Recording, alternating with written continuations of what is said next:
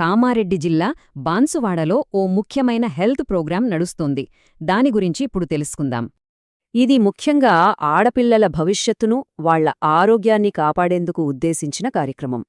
దీనిలో భాగంగా ప్రభుత్వం 14 ఏళ్ల బాలికలకు ఫ్రీగా హెచ్పివి వ్యాక్సిన్ అందిస్తోంది.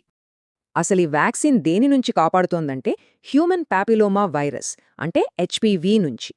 ఈ టీకా వేయించుకుంటే భవిష్యత్తులో సర్వికల్ క్యాన్సర్ రిస్క్ చాలా వరకు తగ్గుతుంది.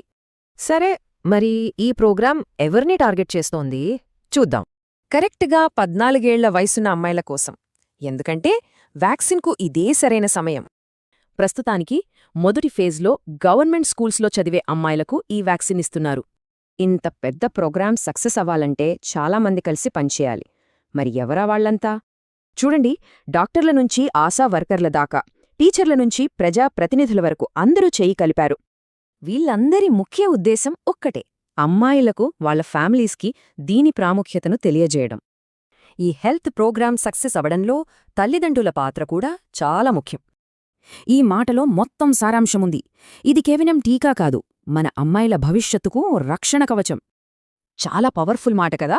మన ఆరోగ్యం విషయంలో మన బాధ్యతను ఇది గుర్తుచేస్తోంది. కాబట్టి అందరం కలిసికట్టుగా ఉండి, అవగాహనతో మన ఆడపిల్లల ఆరోగ్యాన్ని కాపాడదాం.